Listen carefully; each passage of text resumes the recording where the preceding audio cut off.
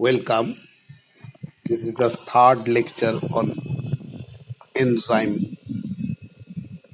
Third lecture on the enzyme. We are discussing one after another. Now, today we'll discuss about the importance of Km. Km, the Michaelis constant, is equal to the substrate concentration at which the reaction rate is half its maximal value. The Km value of an enzyme depends on the particularly substrate and environmental conditions such as pH, temperature, and ionic strength. The Michaelis constant Km has two significances. First, Km is the concentration of the substrate expressed in moles per liter at which half the active sites of the enzymes are filled. Thus, Km provides a measure of the substrate concentration required for significant catalysis to occur. Km is independent of enzyme concentration. Second, Km is a measure of the strength of the ES complex, enzyme substrate complex, or we can say it is a measure of the affinity of the enzyme for its substrate. Affinity of the enzyme for its substrate. It reflects a small Km, number A or number 1. Small Km reflects high affinity of enzyme for substrate, and the large Km or high Km reflects low affinity of enzyme for substrate. Indicates weak binding and low affinity of enzyme for substrate. Some examples are carbonic anhydrase. This is the name of the enzyme. Substrate carbon dioxide, Km value is 8000. Whereas lysozyme enzyme, substrate N-acetyl glucosamine, the Km value is just 6. Similarly, beta-galactosidase enzyme, substrate is lactose, Km value is 4000. Next, Lineweaver-Burke plot or double reciprocal plot. You see the picture. Lineweaver-Burke plots are used to obtain values for Vmax and Km. A more accurate method of determining values for Vmax and Km uses Lineweaver-Burke equation shown. The equation is obtained by taking the reciprocal of the Michaelis-Menten equation. 1 by V0 equal to Km by Vmax into S plus 1 by Vmax. When 1 by V0 is plotted against 1 by S, a straight line is obtained with a slope equal to Km by Vmax.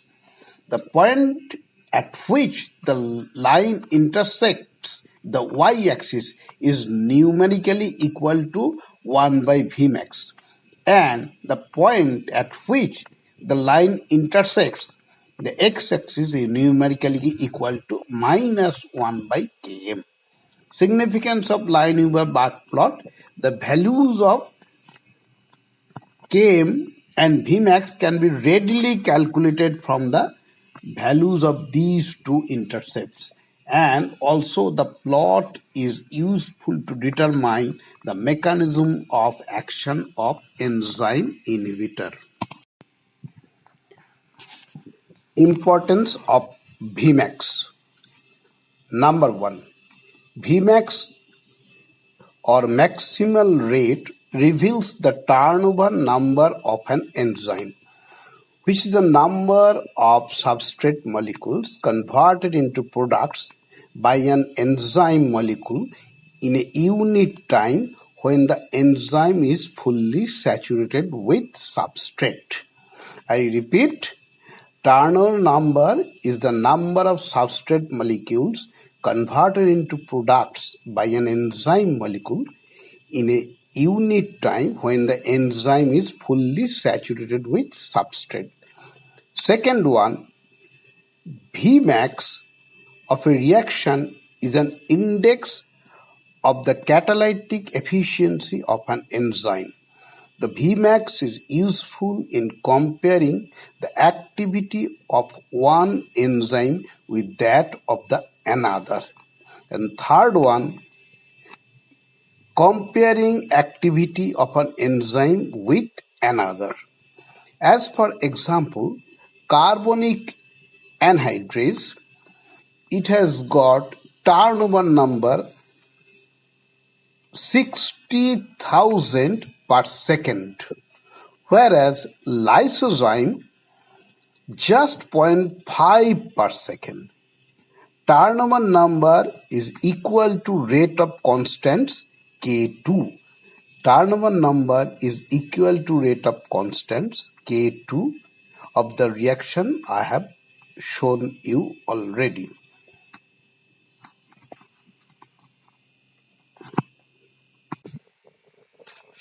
Mechanism of enzyme action. Two models for substrate binding to the active site of the enzyme have been proposed to explain the specificity that an enzyme has for its substrate. A. Lock and key model or rigid template model of Emil Fischer, and B. Induced fit model or hand-in-glove model of Daniel E. Kosland. We will discuss one by one.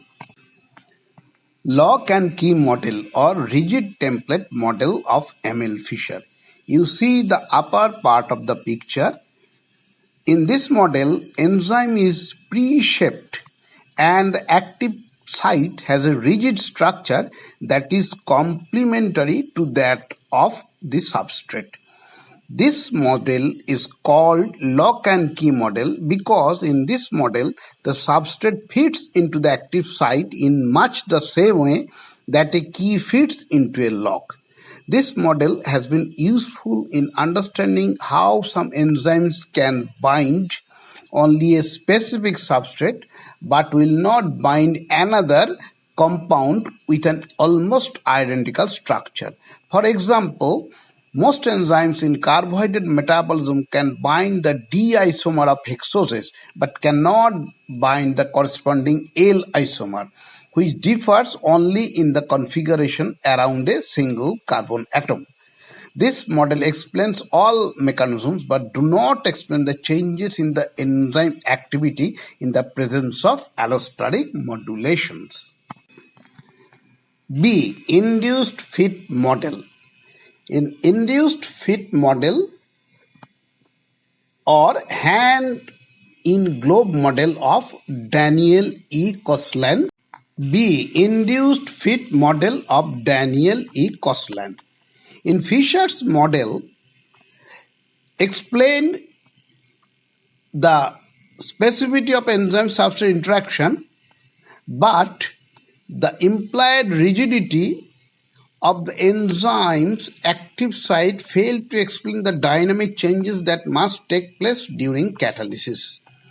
In the Fischer's model, the catalytic site is presumed to be pre-shaped to fit the substrate. However, Daniel E. Kosland postulated that the enzymes are flexible and shapes of the active site can be modified by the binding of the substrate.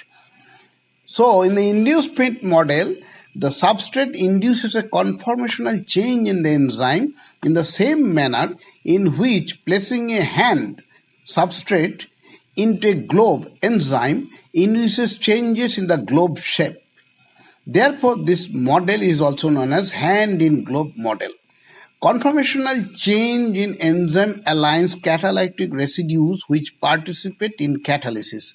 The enzyme in turn induces reciprocal changes in its bound substrate that alters their orientation and configuration and strains the structure of the bound substrate. Such change helps to bring the enzyme substrate complex into its transition state. The intrinsic binding energy due to substrate enzyme interaction is made available for the transformation of the substrate into product. This model is believed to describe more accurately the specificity of substrate binding than do Locke and Key model of Emil Fischer. And this is, however, is the accepted model.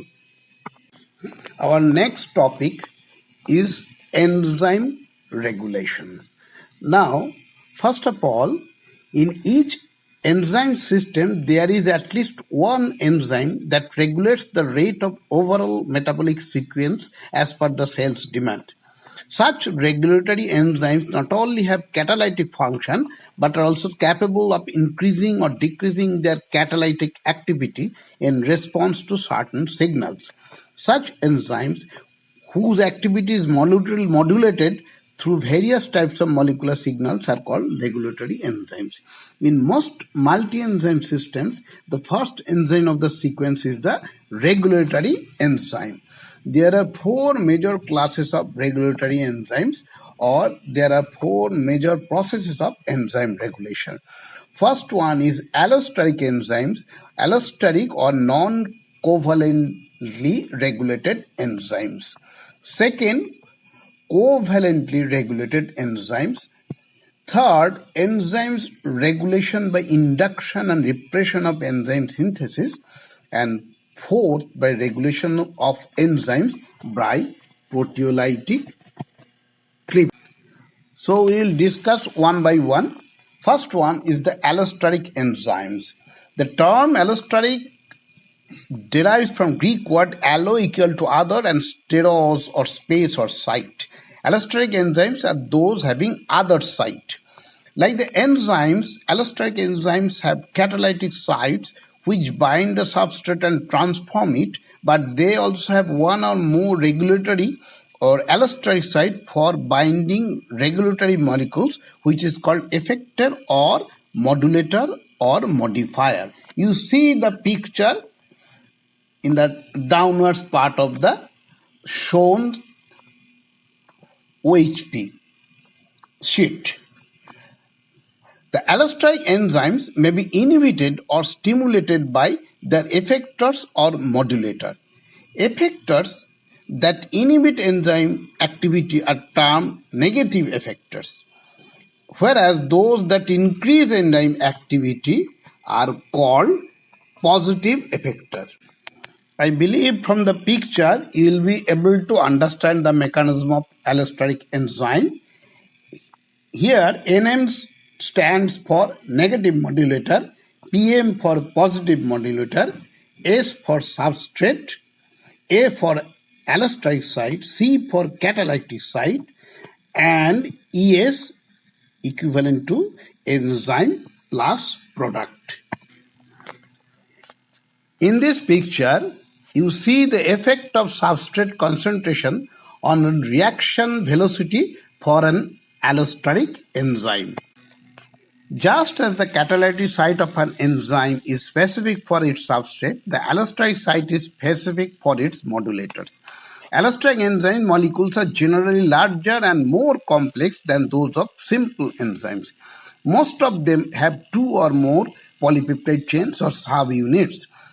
Allosteric enzymes do not obey the Michaelis-Menten behavior. A sigmoid saturation curve results rather than the classical hyperbolic substrate saturation curve shown by non-regulatory enzyme. Second one, covalent regulation of enzyme. Some enzymes are regulated by reversible covalent modification, most frequently by addition of phosphate groups, that is phosphorylation, or removal of phosphate groups, dephosphorylation, from specific serine, threonine, or tyrosine residues of the enzyme, as shown in the lower part of the picture. Depending upon the specific enzyme, the phosphorylated form may be more or less active than the dephosphorylated enzyme. For example, phosphorylation of glycogen phosphorylase An enzyme that degrades glycogen to glucose increases activity, whereas the addition of phosphate by glycogen synthase, an enzyme that synthesizes glycogen from the glucose, decreases activity. I have shown this example in the lower part of the picture.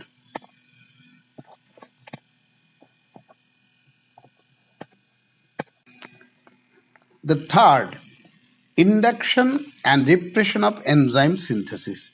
The increased, that is induction or decreased repression synthesis of the proteins, enzymes, leads to an alteration in the total population of active sites rather than influencing the efficiency of existing enzyme molecules.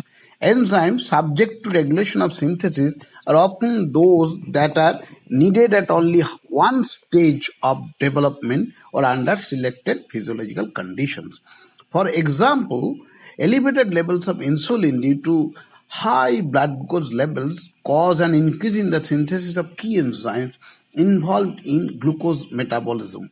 In contrast, enzymes that are in constant use are usually not regulated by altering the rate of enzyme synthesis, and alteration in enzyme levels due to induction or repression of protein synthesis are slow, hours to days, compared to allosteric changes in activity which occur in seconds to minutes.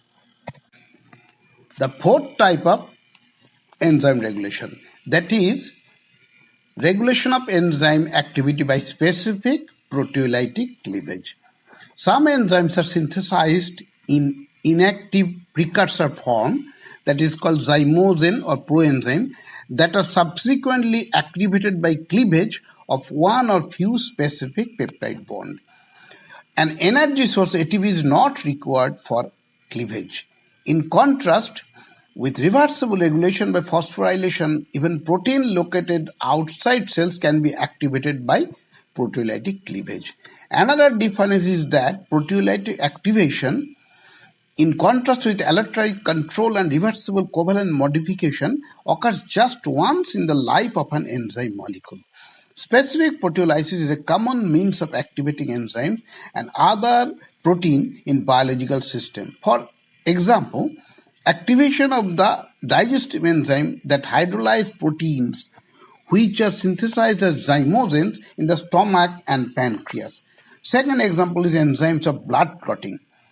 Similarly, third example is formation of the fibrous protein collagen from procollagen. In zymogens of digestive enzymes that hydrolyze protein, some examples are zymogen pepsinogen, active from pepsin, site of synthesis stomach. Chymotrypsinogen zymogen, active from chymotrypsin, site of synthesis pancreas. Trypsinogen, that is the zymogen, active form is trypsin, site of synthesis pancreas, and like that.